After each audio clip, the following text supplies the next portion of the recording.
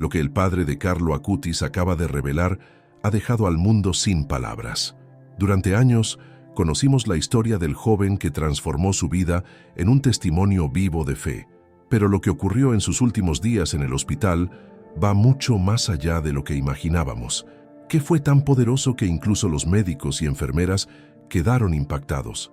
¿Qué hizo Carlo minutos antes de partir que su padre guardó en silencio hasta ahora? La respuesta desafía todo lo que creemos saber sobre el sufrimiento, la muerte y el verdadero significado de una vida bien vivida. Prepárate, porque lo que estás a punto de descubrir no solo te conmoverá, sino que te obligará a replantearte cada decisión que tomas en tu día a día. Esta no es una historia más de inspiración barata, es un espejo que refleja lo que realmente importa cuando todo lo demás se desmorona. El diagnóstico inesperado Carlo era la imagen de la vitalidad pura. Corría por el campo de fútbol con sus amigos, programaba sitios web con una facilidad que dejaba boquiabiertos a muchos adultos, y su sonrisa iluminaba cada espacio que pisaba. Era ese tipo de joven que irradia energía, el que nunca falta a un plan, el que siempre tiene una palabra amable. Nadie, absolutamente nadie, esperaba lo que vino después. La leucemia fulminante apareció como un rayo en medio de un cielo despejado, sin avisos, sin señales previas, sin ese proceso gradual que solemos asociar con las enfermedades graves. Un día estaba diseñando su próximo proyecto digital, al siguiente estaba en una cama de hospital luchando por su vida. Esa brutalidad del contraste es lo que nos sacude. Nos recuerda que la vida puede cambiar en un parpadeo, que la salud no es un derecho adquirido, sino un regalo frágil. Carlo, con apenas 15 años, pasó de ser un adolescente común a enfrentarse con la muerte en cuestión de horas. No hubo tiempo para prepararse psicológicamente, no hubo espacio para ese ajuste gradual que a veces nos concede el destino. Fue abrupto, violento en su rapidez, demoledor en su certeza, y sin embargo, en medio de ese caos, algo en Carlo permanecía intacto. Mientras su cuerpo comenzaba a fallar, su espíritu parecía fortalecerse. Los testimonios de quienes lo rodearon en esos días hablan de una serenidad que desafiaba la lógica de la situación. No estamos hablando de un joven en negación o desconectado de la realidad. Carlo sabía perfectamente lo grave de su condición, pero había algo en su mirada, en su forma de hablar, que transmitía una paz incomprensible para quienes solo ven la muerte como un final aterrador. Esa actitud no surgió de la nada, no fue producto de un momento místico en el hospital. Era el resultado de años de pequeñas decisiones, de una espiritualidad cultivada día a día, de una relación profunda con su fe que ahora se convertía en su mayor fortaleza. Cuando el diagnóstico llegó como un martillazo, Carlo no se desmoronó porque ya había construido cimientos sólidos. La pregunta que nos deja es incómoda pero necesaria. ¿Qué estamos construyendo nosotros en nuestro día a día? ¿Sobre qué base nos sostenemos cuando llega la tormenta? La leucemia fulminante no discrimina. No le importa tu edad, tus planes, tus sueños. Llega y arrasa con todo, como un tsunami que borra en segundos lo que tardó años en construirse. Pero Carlo nos enseña algo crucial. La enfermedad puede destruir el cuerpo, pero no puede tocar aquello que has edificado en lo más profundo de tu ser. Mientras los médicos corrían de un lado a otro intentando estabilizarlo, mientras las máquinas pitaban y los medicamentos fluían por sus venas, Carlo mantenía una claridad mental que asombraba a todos. No estaba aterrado, no estaba amargado, no maldecía su suerte. Simplemente continuaba siendo quien había sido siempre, pero con una intensidad amplificada por la urgencia del momento. Sus amigos, al enterarse, quedaron destrozados. ¿Cómo era posible que alguien tan joven, tan lleno de vida, estuviera al borde de la muerte? Pero cuando lo visitaban, encontraban algo inesperado. No un moribundo desesperado, sino un joven que aún sonreía, que aún preguntaba por ellos, que aún irradiaba esa luz característica. Eso los desconcertaba y al mismo tiempo los transformaba. El ambiente del hospital. El hospital de Monza no es ese lugar sereno y silencioso que vemos en las películas donde todo sucede con música de violines de fondo. La realidad era mucho más cruda. Luces fluorescentes que zumban constantemente. ese olor penetrante a alcohol y desinfectante que se te mete en la nariz y ya no te abandona, el pitido constante de los monitores cardíacos que marcan el ritmo de vidas que penden de un hilo. No había romanticismo en aquel espacio, solo la frialdad eficiente de la medicina moderna haciendo todo lo posible por mantener vivo a un cuerpo que se apagaba. En ese contexto, el padre de Carlos se había convertido en parte del mobiliario. Siempre estaba ahí, sentado en esa incómoda silla de plástico junto a la cama, durmiendo en posiciones imposibles porque negarse a estar al lado de su hijo era simplemente impensable. Las enfermeras ya no le pedían que se fuera durante las visitas restringidas. Entendían que aquel hombre no se movería de allí, aunque el edificio se derrumbara. Había noches en que los dos, padre e hijo, permanecían en silencio, solo acompañándose, comunicándose en ese lenguaje sin palabras que solo existe entre quienes se aman profundamente. El ambiente hospitalario tiene una forma peculiar de desnudar al ser humano. Allí no importan tus logros, tu cuenta bancaria, tu estatus social. Todos somos igualmente vulnerables ante la enfermedad, igualmente pequeños ante la magnitud de la muerte. En ese escenario, Carlo experimentaba el cristianismo en su forma más pura, despojado de todo lo superficial, reducido a lo esencial. No había liturgias elaboradas, no había grandes ceremonias, no había ese confort de la iglesia dominical con sus bancos pulidos y sus vitrales coloridos. Solo había un joven enfermo, su fe y la presencia de Dios en medio del sufrimiento. Los médicos entraban y salían con sus batas blancas, revisaban gráficas, ajustaban tratamientos, hablaban en ese lenguaje técnico que suena a esperanza, pero que a menudo esconde impotencia. Y en medio de todo ese ballet clínico, Carlo pedía la Eucaristía, no como un ritual automático, no como una superstición desesperada, sino como alguien que se aferra a su verdadera estrada hacia lo que él llamaba el cielo. Era su forma de decir: esto es lo que realmente importa, esto es lo que me sostiene. Las paredes de aquel cuarto habían sido testigo de innumerables historias de dolor, de despedidas, de milagros y de pérdidas. Pero lo que sucedía con Carlo era diferente. Las enfermeras comenzaron a notarlo. Había una atmósfera distinta cuando entraban a su habitación. No era tétrica ni depresiva como suele ser el ambiente en las salas de oncología terminal. Había una extraña mezcla de tristeza y paz, como si dos realidades coexistieran en el mismo espacio. El padre, con ojeras profundas y el corazón destrozado, no dejaba de rezar en silencio. A veces murmuraba oraciones que había aprendido de niño, otras veces simplemente hablaba con Dios como quien conversa con un viejo amigo en tiempos difíciles. Carlo, por su parte, transformaba aquel cuarto estéril en un espacio sagrado. No con velas ni incienso, sino con su presencia, con su forma de vivir incluso los últimos momentos. Cada conversación que tenía, aunque breve y entrecortada por la dificultad para respirar, estaba llena de propósito. No perdía tiempo en lamentaciones ni en preguntas amargas sobre ¿por qué a mí? Simplemente vivía cada minuto restante con una intencionalidad que dejaba marca en todos los que entraban por aquella puerta. El detalle de la Eucaristía: había días en que tragar era una tortura para Carlo. Su garganta estaba irritada por los tratamientos, su cuerpo rechazaba casi todo lo que intentaba ingerir, y el simple acto de pasar saliva se había convertido en un desafío doloroso. Pero cuando llegaba el momento de recibir la Eucaristía, algo cambiaba en él. Se incorporaba como podía, a veces con ayuda de las enfermeras que ya conocían la rutina, y recibía el sacramento con una devoción que conmovía hasta a los médicos más escépticos. «Es mi estrada para el cielo», decía con voz débil pero firme. No era una frase hecha, no era algo que había leído en un libro de espiritualidad para consolar su miedo. Era una convicción profunda, una certeza que había cultivado a lo largo de su corta pero intensa vida. Para Carlo, la Eucaristía no era un símbolo bonito ni una tradición familiar que se cumple por costumbre. Era el encuentro real, tangible, concreto con Cristo. Era su alimento espiritual, cuando el alimento físico ya no tenía sentido. Y en esos momentos de recibir la comunión, incluso el dolor parecía atenuarse, como si algo más grande que la enfermedad estuviera operando en aquella habitación.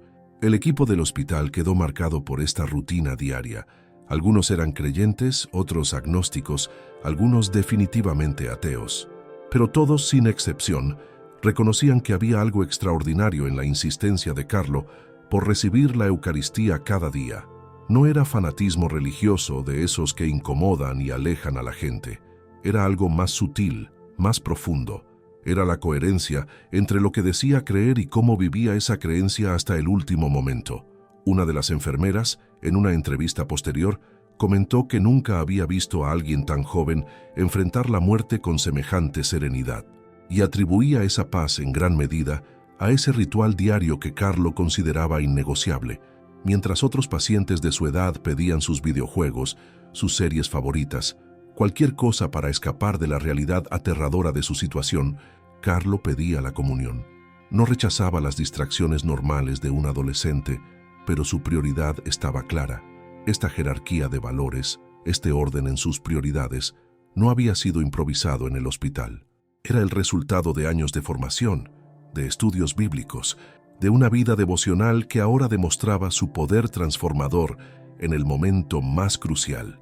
Recibir la Eucaristía diariamente cuando apenas puedes tragar, cuando tu cuerpo está devastado por la quimioterapia y la enfermedad, cuando cada movimiento duele, es un acto de voluntad heroico. Pero Carlo no lo veía así. Para él era simplemente lo lógico, lo natural, lo que tenía que hacer. Y esa naturalidad es quizás lo más impactante de todo. No había drama en su solicitud, no había performance religiosa para impresionar a nadie. Simplemente era un joven que sabía dónde encontrar fuerza para el camino que le quedaba por recorrer. Los sacerdotes que le llevaban la comunión salían de aquella habitación transformados. Iban a consolar y terminaban siendo consolados. Iban a fortalecer la fe de un moribundo y terminaban con su propia fe fortalecida. Carlo les recordaba sin palabras por qué habían dedicado su vida al sacerdocio, qué poder tenían los sacramentos, qué significaba realmente la religión cuando se despoja de todo lo accesorio y se reduce a lo esencial. Y esa estrada para el cielo de la que hablaba Carlo no era una metáfora poética para él. Era tan real como el suero que goteaba por la vía intravenosa, tan concreta como las sábanas del hospital, tan cierta como el abrazo de su padre cada noche antes de intentar dormir. La frase ditas en lágrimas fue en una de esas madrugadas eternas del hospital cuando el mundo exterior duerme y el tiempo parece detenerse dentro de las salas de cuidados intensivos. La respiración de Carlo se había vuelto pesada. Cada inhalación era un esfuerzo visible. Su pecho subía y bajaba con una lentitud que presagiaba lo inevitable. El padre estaba ahí, como siempre, medio dormido en la silla, pero con un oído atento a cualquier cambio en el ritmo de los monitores. Fue entonces cuando Carlo, con una claridad que contrastaba brutalmente con su estado físico, rompió el silencio. «Papá, yo sé a dónde voy». No hubo lágrimas al decirlo. No hubo dramatismo ni voz quebrada. Lo dijo con la misma naturalidad con que uno comenta el clima o menciona que tiene hambre. Era una afirmación simple, directa, desprovista de teatralidad.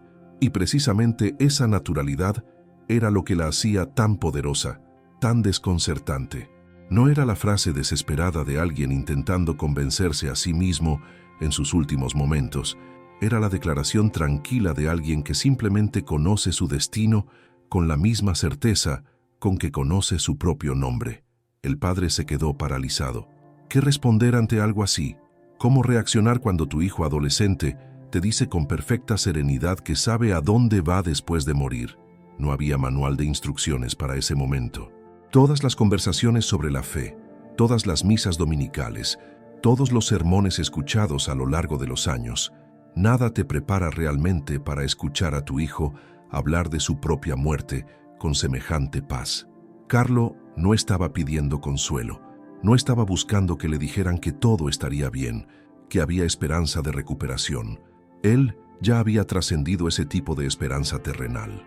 Su mirada estaba puesta en algo más allá, en esa realidad que él llamaba cielo y que para él era tan real como la habitación donde yacía. En ese instante, el padre comprendió algo que lo estremeció. La fe de su hijo no era infantil ni ingenua. Era más sólida, más madura, más real que la de muchos adultos que llevan décadas yendo a la iglesia. Carlo no estaba fantaseando ni escapando de la realidad. Estaba enfrentándola de frente, con una claridad que solo poseen quienes han construido su vida sobre cimientos verdaderos. Esa frase sin lágrimas resonó en las paredes del hospital como una declaración de victoria en medio de la derrota aparente. Para cualquier observador externo, Carlo estaba perdiendo la batalla contra la leucemia. Su cuerpo se rendía, los tratamientos habían fallado, la medicina había llegado a su límite, pero en la perspectiva de Carlo, él no estaba perdiendo nada. Simplemente estaba a punto de llegar a casa, de completar el viaje que había comenzado 15 años atrás, y esa certeza no nacía de una revelación súbita en el lecho de muerte, no era el producto de un milagro místico en sus últimas horas, era el fruto natural de una vida vivida con propósito, de una espiritualidad alimentada diariamente, de una relación con Dios que había sido cultivada con la misma dedicación con que otros cultivan sus carreras o sus hobbies. Cuando dijo «yo sé a dónde voy», estaba resumiendo 15 años de decisiones consistentes, de pequeñas renuncias, de oraciones constantes, de estudios bíblicos que no eran obligación, sino alimento del alma. Y esa frase, dicha sin lágrimas, nos confronta a todos con una pregunta incómoda. Cuando llegue nuestro momento, ¿podremos decir lo mismo con igual certeza? La reacción del padre. El padre de Carlo no respondió de inmediato, no porque no supiera qué decir, sino porque entendía perfectamente el peso de aquel momento. No había palabras que estuvieran a la altura de lo que su hijo acababa de expresar. Cualquier intento de consuelo convencional habría sido una profanación de la profundidad de aquel instante. Así que hizo lo único que tenía sentido. Apretó la mano de Carlo con más fuerza. Fue un gesto silencioso pero elocuente, una comunicación de padre a hijo que trascendía el lenguaje verbal. En ese apretón de manos había dolor, sí, pero también respeto, admiración y una rendición ante la evidencia de que su hijo había alcanzado una madurez espiritual que a muchos les toma toda una vida lograr, si es que alguna vez lo logran. No intentó contradecirlo, no le dijo «no hables así o todo va a estar bien», porque ambos sabían que en el sentido convencional todo no iba a estar bien. Carlo iba a morir, pero en un sentido más profundo, más real, todo estaba exactamente donde tenía que estar. Esa reacción del padre revela algo crucial sobre la familia en la que Carlo creció. No era una familia que vivía su fe como un barniz superficial que se pone los domingos y se quita el resto de la semana. Era una familia donde la espiritualidad era el eje central, donde las conversaciones sobre Dios y el Evangelio eran tan naturales como hablar del clima o de las noticias del día. El padre reconocía en aquellas palabras de Carlo el eco de años de formación compartida, de oraciones en familia, de testimonios de fe vividos en el día a día. No era un discurso aprendido de memoria ni una frase sacada de algún devocional juvenil. Era la expresión auténtica de una convicción que había sido forjada en el yunque de la vida cotidiana.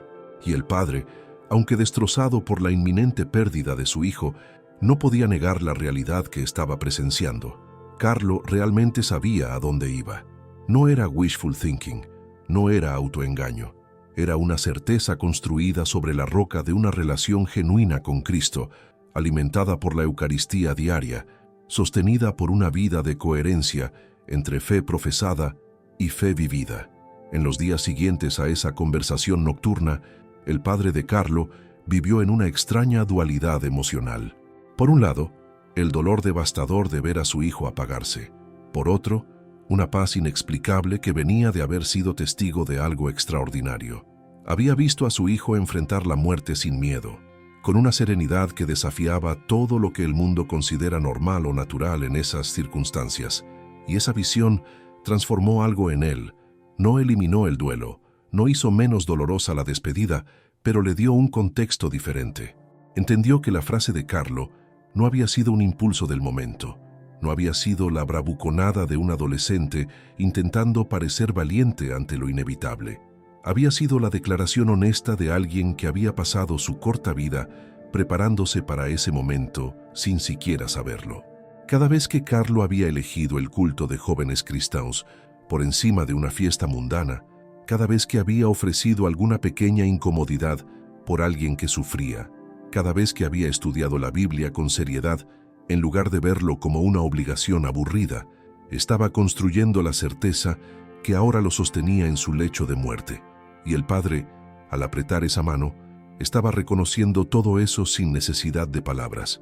Las pequeñas renuncias que él le hacía. Carlo tenía una forma peculiar de vivir que llamaba la atención de quienes lo conocían bien. Nunca buscaba ser el centro de atención por sus buenas acciones. De hecho, hacía todo lo posible porque sus gestos pasaran desapercibidos. Evitaba comprar ropa de marca, no por una cuestión económica. Su familia podía permitírselo sin problemas, sino porque decía que no quería ser esclavo del consumo. Mientras sus compañeros de clase competían por tener las zapatillas más caras o la última camiseta de su equipo favorito, Carlo llevaba lo mismo durante meses, perfectamente contento con lo básico. No lo hacía con aires de superioridad moral, no andaba predicándoles a otros sobre el materialismo, simplemente vivía según una convicción personal que había desarrollado a través de sus estudios bíblicos y su reflexión sobre el Evangelio. Para él, cada euro gastado en algo superfluo era un euro que podía haberse usado para ayudar a alguien que realmente lo necesitaba. Y esa lógica tan simple pero tan radical informaba todas sus decisiones de consumo. Pero quizás lo más extraordinario de Carlo eran esas pequeñas contrariedades que ofrecía diariamente por alguien que estuviera sufriendo. Esta práctica, que puede sonar extraña o anticuada para oídos modernos, era para él tan real como cualquier otra actividad de su día. Cuando tenía dolor de cabeza, en lugar de quejarse, lo ofrecía. Cuando tenía que hacer una tarea aburrida del colegio, la ofrecía. Cuando sus amigos lo ignoraban o cuando algo no salía como esperaba, lo ofrecía. No era masoquismo ni una espiritualidad morbosa que busca el sufrimiento por el sufrimiento. Era una forma de dar sentido incluso a las molestias pequeñas e inevitables de la vida cotidiana. Carlo había entendido algo profundo, que el sufrimiento, cuando se acepta y se ofrece con amor, puede convertirse en un instrumento de conexión espiritual con otros que sufren de formas mucho más graves.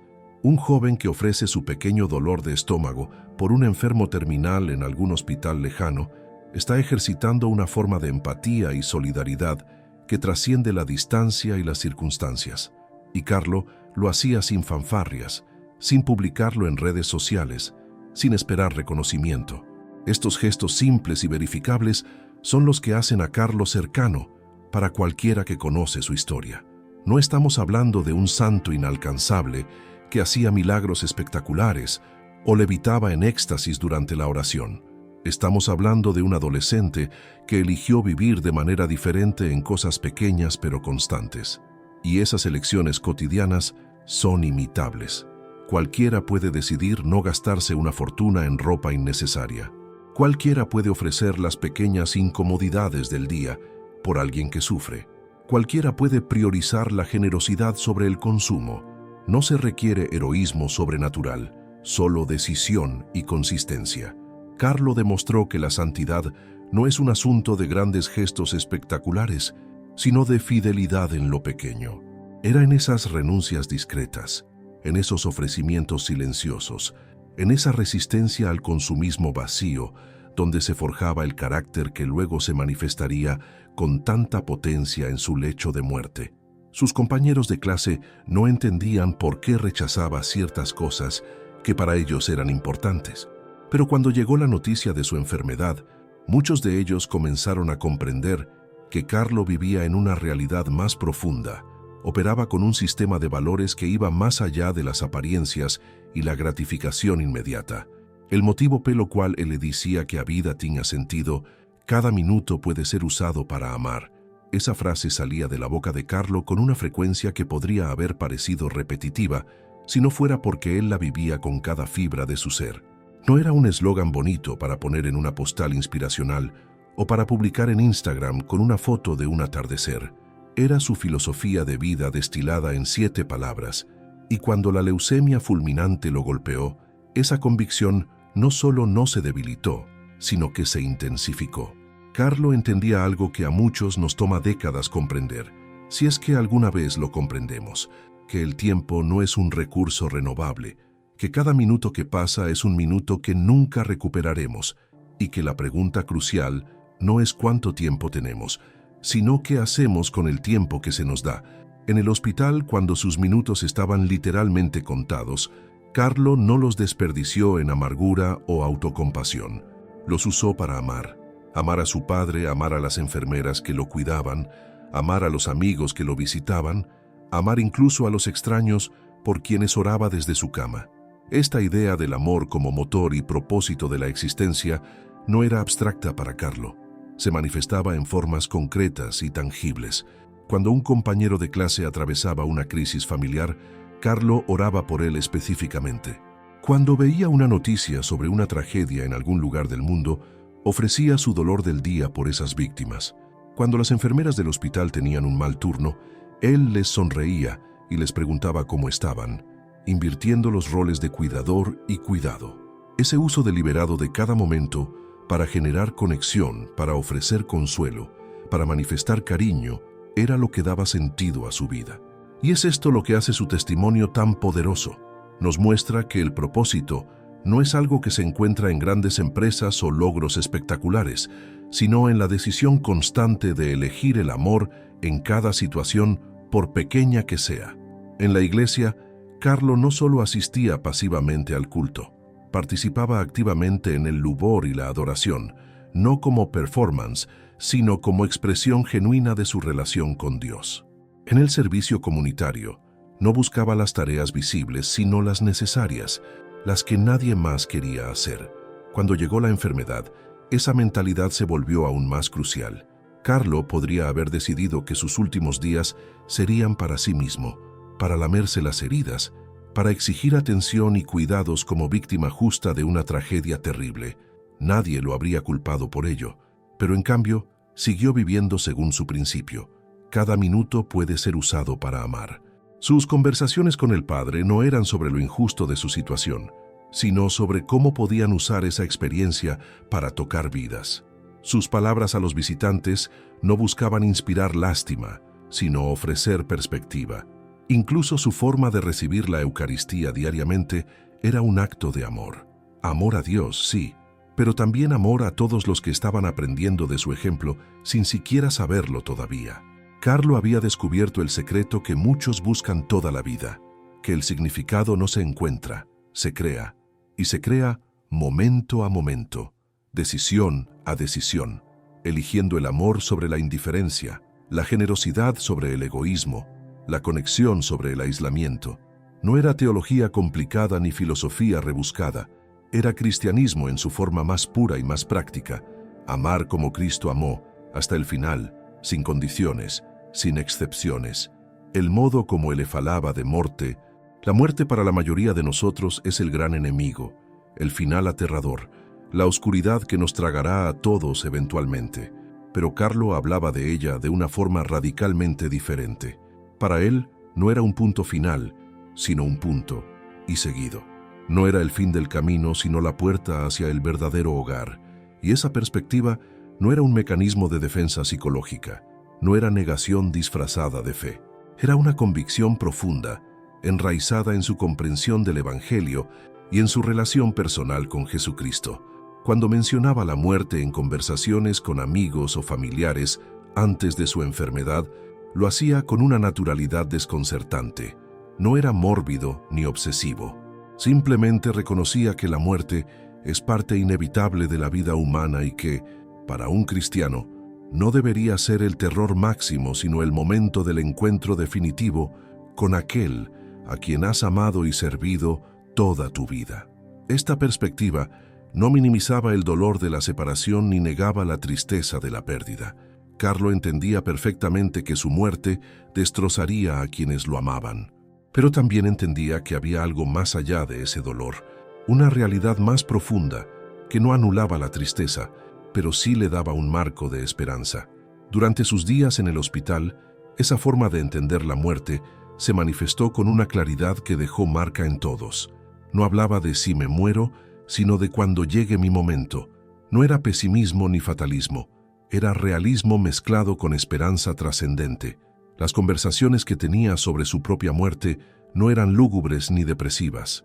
De alguna manera, Carlo había logrado quitarle a la muerte ese poder paralizante que tiene sobre la mayoría, y lo había hecho no negándola, sino integrándola en una narrativa más amplia. Su vida no terminaba en el hospital de Monza, simplemente cambiaba de escenario. Su relación con su padre no se cortaba con el último latido de su corazón, se transformaba, pero continuaba en esa comunión de los santos que la fe cristiana proclama. Sus amistades, su testimonio, su impacto en el mundo no se borraban con su muerte. De hecho, se amplificarían porque su historia se convertiría en semilla que germinaría en corazones de personas que nunca lo conocieron en persona. Carlo veía todo esto con una claridad que iba más allá de su edad, una madurez espiritual que hacía que los adultos a su alrededor se sintieran como niños en comparación. Esta forma de hablar de la muerte como continuidad en lugar de final no hace el dolor menor, como bien comprendía Carlo. Su padre seguiría llorando su ausencia, sus amigos sentirían el vacío de no poder llamarlo más, su madre cargaría con el peso indescriptible de haber perdido a su hijo. Nada de la fe de Carlo eliminaba esas realidades dolorosas, pero lo que sí hacía era ofrecer dirección en medio del caos. Era como tener un mapa en medio de una tormenta. No evita que te mojes ni que el viento te azote, pero al menos sabes hacia dónde vas. Y esa dirección, esa certeza de que hay un destino más allá de la tumba, transformaba la muerte de tragedia absurda en tránsito significativo. Para quienes presenciaron los últimos días de Carlo, su forma de morir enseñó más sobre la vida que muchos sermones y muchos libros de espiritualidad. Porque demostró que cuando has vivido con propósito, cuando has cultivado una fe real y no solo nominal, cuando has hecho de tu relación con Dios el centro de tu existencia, entonces la muerte pierde su aguijón, no desaparece, pero cambia de naturaleza. Se convierte en lo que siempre debió ser para el cristiano, el momento del encuentro, la culminación del viaje, el regreso a casa. Conexión con qué me enfrenta sufrimiento. Hay algo en la historia de Carlo que toca una fibra universal en el ser humano. Todos, absolutamente todos, hemos enfrentado o enfrentaremos el miedo a la pérdida. Todos conocemos la incertidumbre que paraliza cuando el futuro se vuelve borroso. Todos hemos experimentado esa fragilidad que nos recuerda que somos mucho más vulnerables de lo que nos gusta admitir. Y es precisamente en esa vulnerabilidad compartida donde la historia de Carlo encuentra su poder de conexión. No es inspiradora porque él fuera un superhéroe inmune al sufrimiento. Es inspiradora porque sufrió como sufriría cualquiera en su situación, pero eligió una respuesta diferente a ese sufrimiento. Cuando alguien atraviesa una crisis personal, una enfermedad, una pérdida, la pregunta que arde en su mente es: ¿cómo voy a atravesar esto sin desmoronarme? Y Carlo responde no con palabras, sino con su testimonio. Puedes atravesarlo sin perder el sentido. Puedes mantener tu humanidad, tu fe, tu esperanza, incluso cuando todo se está desmoronando a tu alrededor. La conexión emocional que genera su historia no es accidental. Es el resultado de que Carlo vivió su sufrimiento sin maquillajes ni falsas sonrisas. El hospital era duro, la enfermedad era brutal, el dolor era real. Él no pretendía que todo estaba bien cuando claramente no lo estaba. No andaba con frases hechas de autoayuda barata tipo «todo pasa por algo» o «Dios nunca te da más de lo que puedes soportar».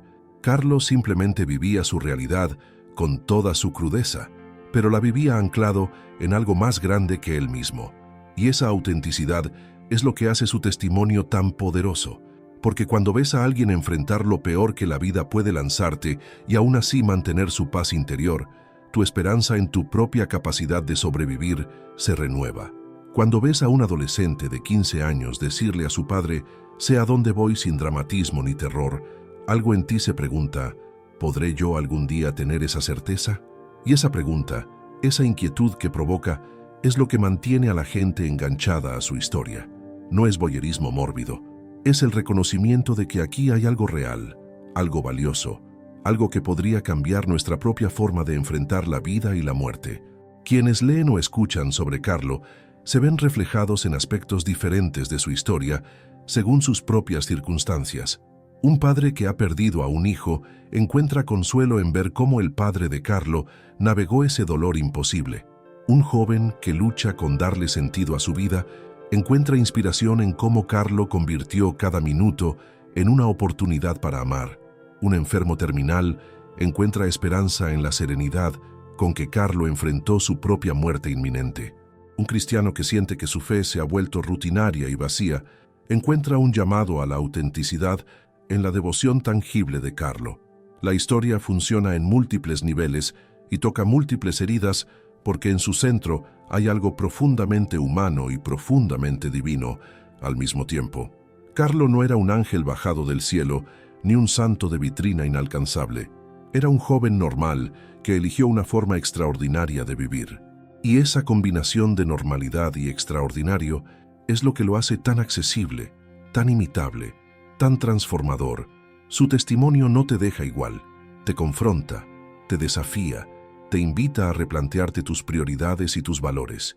Y en un mundo donde tanto contenido es olvidable y superficial, esa profundidad que prende emocionalmente